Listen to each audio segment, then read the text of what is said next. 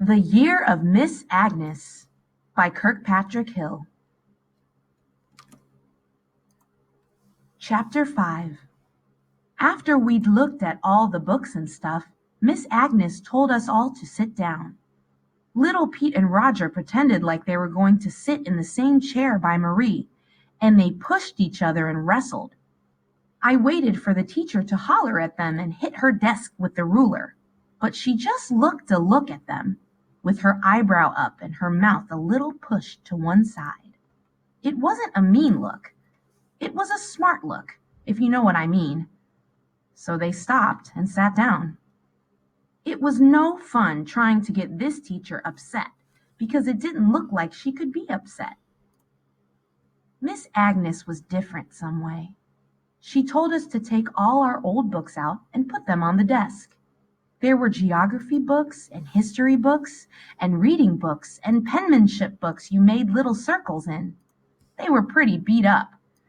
They weren't even new when we first got our school, just hand-me-downs from other schools that didn't need them.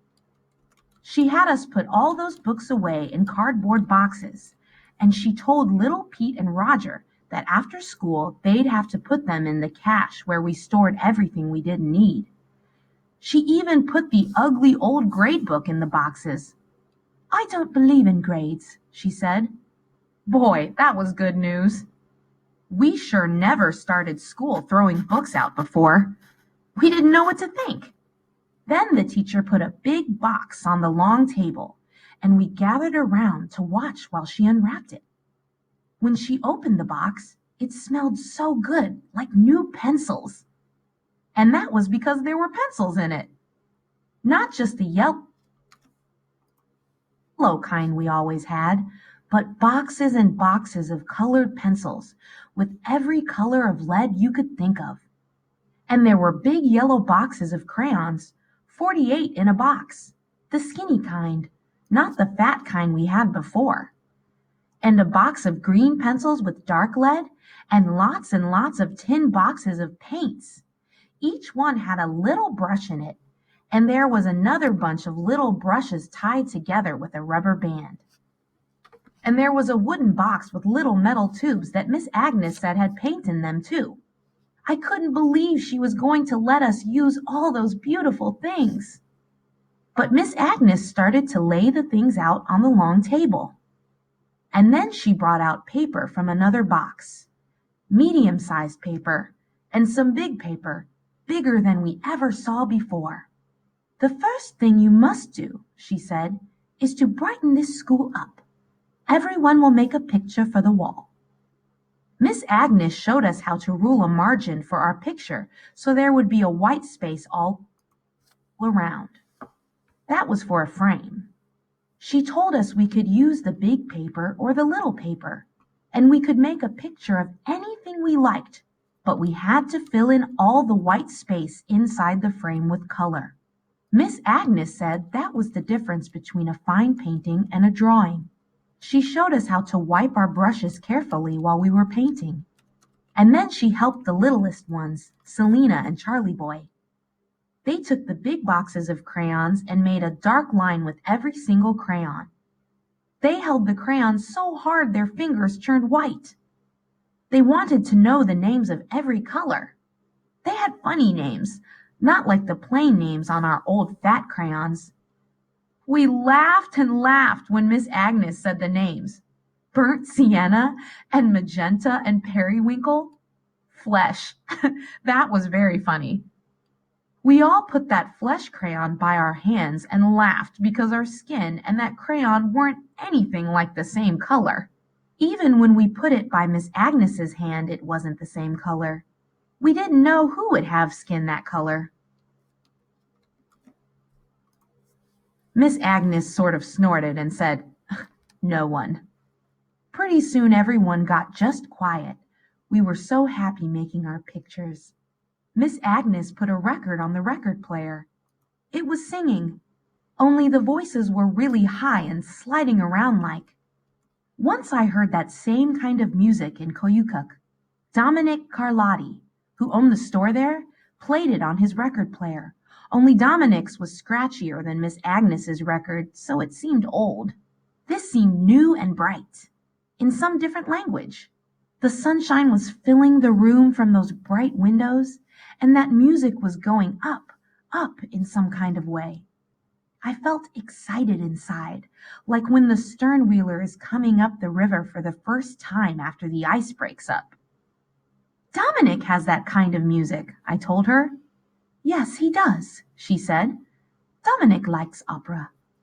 It's the favorite kind of music where he comes from. He's Italian, she said. I looked at the big map. She walked to it and said, Here, this one that looks like a boot. That's where Dominic comes from. I had never thought of people coming from anywhere before, and now I knew two new places, English and the boot. When all those pictures were on the wall, we couldn't stop looking at them. Every place we looked was some bright color. Little Pete made a picture of his dad's trapline cabin out by Nicoli Slough.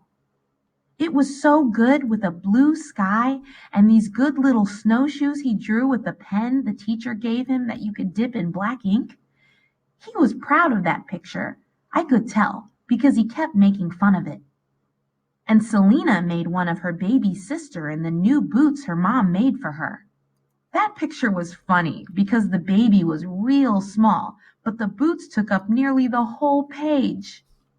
Roger made a good picture of Sam White's airplane, and he asked Miss Agnes how to spell Gull Wings Stinson so he could write that at the bottom. Roger really liked airplanes, and he knew all the different names they had and all about their engines and stuff. Kenny did the stern wheeler, George Black's idler, that comes up the Koyukuk River every year with all our freight. It's hard to draw it right because there are 100 paddles on the wheel that pushes the boat, but Kenny did it good. I wanted to make a picture of the music she was playing, but I didn't know how, so I made a picture of Miss Agnes. It was hard to get her hair, some gray and some not gray, all flying around her head somehow, not pulled neat like Mama's or the other women. When it was time for lunch, I felt a little worried. The other kids did too, I could tell. Plasker most of all. Miss Agnes had made some tea from the pot on the stove, and she told us if we all brought cups from home tomorrow, we could have some too. She must have made a batch of bread after Bertha and I left her the day before, because she had a sandwich to eat with her tea. Peanut butter. We got really quiet while we were eating, and all the kids had their heads down, looking at their desks. Miss Agnes looked at us a little strangely. Finally, I asked her, Do you like fish, Miss Agnes? It was very quiet. All the kids looked at her from under their eyebrows to see what she'd say. No, she made a face. I hate fish. That was bad. I tried to cover my fish strips with my hand. Miss Agnes looked at all of us with a question on her face. Our old teacher didn't like the smell of fish, I said. Oh, Miss Agnes said. Well, I can't smell anything. I have sinus trouble. We all looked at each other. So that was good.